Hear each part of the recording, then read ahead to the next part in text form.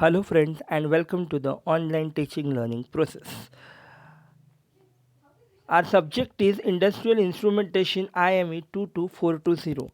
We are studying unit number 2, that is pressure measurement, which carries 14 marks. Our today's lecture number 7 and the topic presentation is non-elastic pressure transducers. These are the Institute Vision and Institute Mission. There are 3 missions based on the vision. Similarly, our electrical department vision and mission, this is our electrical department vision, and based on that there are 3 missions. There are 3 POs, that is program educational outcome, and 7 POs, that is program outcomes. Our course outcomes are student will able to maintain different types of pressure transducers, and our learning outcomes are student will able to maintain different types of transducers used for measurement of various parameters. So, well, today our topic is non-elastic pressure transducers. Non elastic का मतलब manometers बोलते हैं जिसे हम. तो हम 3 प्रकार के हमें आज ट्रांसड्यूसर्स पढ़ना है. पहला है यूट्यूब मैनोमीटर, दूसरा है इंक्लाइन टाइप मैनोमीटर्स एंड तीसरा है वेल टाइप मैनोमीटर. हम ये तीनों ट्रांसड्यूसर आज हम पढ़ेंगे. तो सबसे पहला जो मैनोमीटर रहेगा हमारा, दैट इज़ यूट्यूब मैनोमीटर.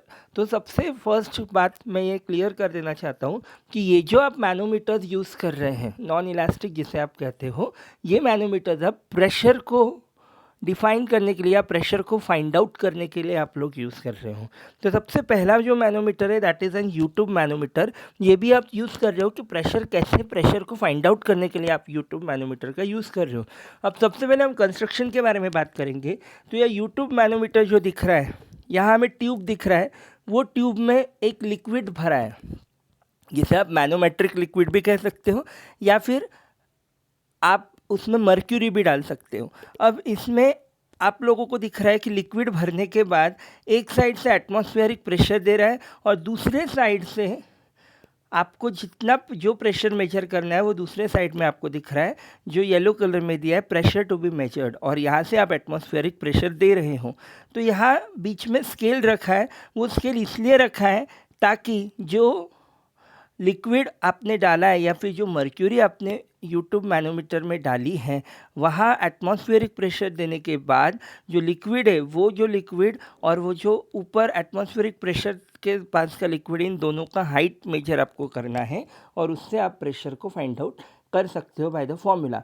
तो यहाँ आपको दिख रहा है वर्किंग में कि जो अननोन प्रेशर है, वो अननोन प्रेशर आप एक एंड से आप ट्यूब में लगाओगे and the mercury in the tube or manometric liquid in the tube moves in the tube.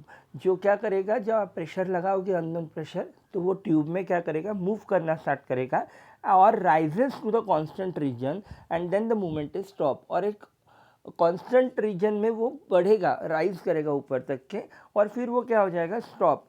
अब आपको the height of liquid is measured and noted. अब यहाँ जो लिक्विड का हाइट है वो आपको मेजर करना है और नोट करना है, और प्रेशर आप कैलकुलेट कर सकते हो by the formula P1 minus P2 equal to PM/G. तो P1 क्या है, P1 का भी फॉर्मूला आपको दिया है, P2 का भी फॉर्मूला आपको दिया है. Hg यानी PT minus PM.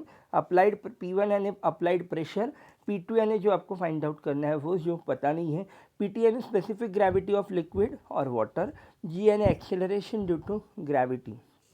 So P1 minus P2 is approximately equal to PM/G. So वो था हमारा यूट्यूब मैनोमीटर. अब हम इंक्लाइंड टाइप मैनोमीटर के बारे में पढ़ेंगे.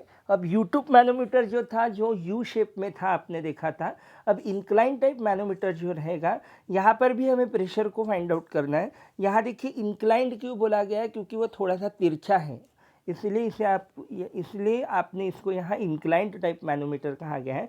तो यहाँ एक ऐसा वेल दिया गया है, वो वेल में एक फनल बाहर निकाला, एक ट्यूब, और उसे इंक्लाइंड कर दिया गया है, और वो ट्यूब के ऊपर एक आपने स्केल लगा के रखा है. तो यहाँ देखिए, अभी यहाँ हमें जो प्रेशर, यहाँ भी हमने मर्क्यूरी या फिर मैनोमेट्रिक लिक्विड डाल के रखा है. जब आप मैनोमेट्रिक लिक्विड या मर्क्यूरी फील करोगे तो वो पाइप में जो दिख रहा है आपको, पाइप में लिक्विड जाएगा, वहाँ से भी आप प्रेशर दोगे. ठीक है, वहाँ से आप प्रेशर दोगे, एटमॉस्फेरिक प्रेशर जो आप कहते हो वो, और यहाँ जो आपको फनल, ये आपका जो वेल दिख रहा है, वो वेल में प्रेशर जो आपको मेजर करना है वो रहेगा। अब ये किस तरीके से आप लोग यहाँ मेजर करोगे, तो यहाँ मेजर करने के लिए भी आपको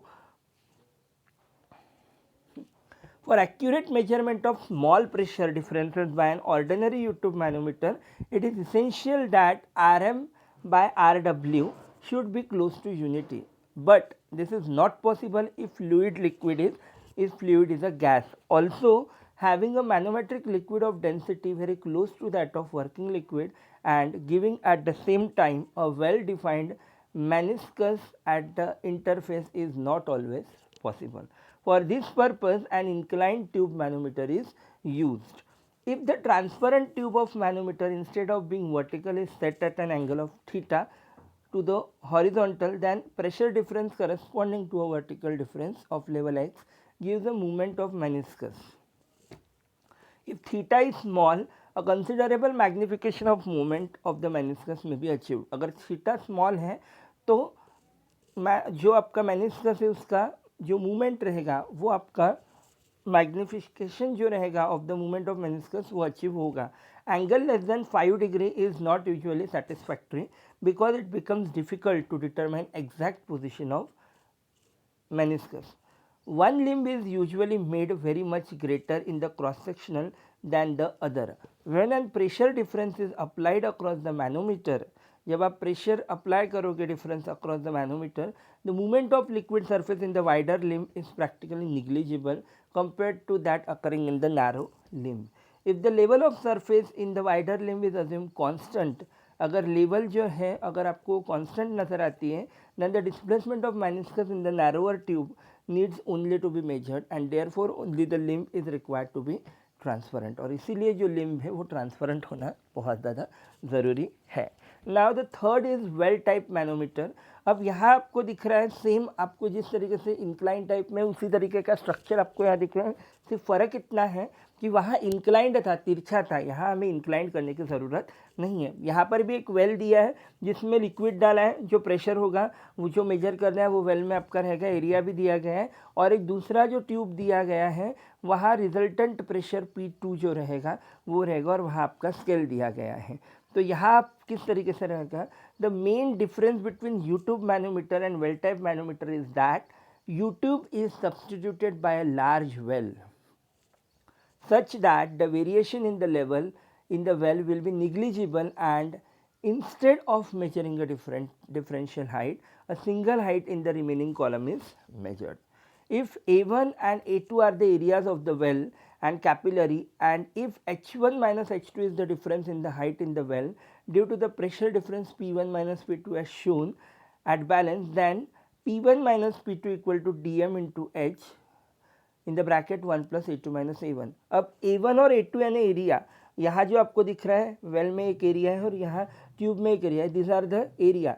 H1 H2 का मतलब दोनों का हाइट, और P1 P2 का मतलब दो जो प्रेशर्स हैं दैट. तो ये सब चीज़ होने के बाद आपको यहाँ फॉर्मूला दिया गया है.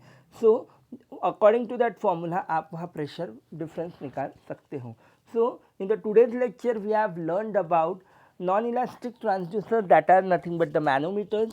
So 3 manometers हमने देखे, YouTube manometer, inclined type manometer and well type manometer, and on the basis of that we have achieved or mapped the following POs.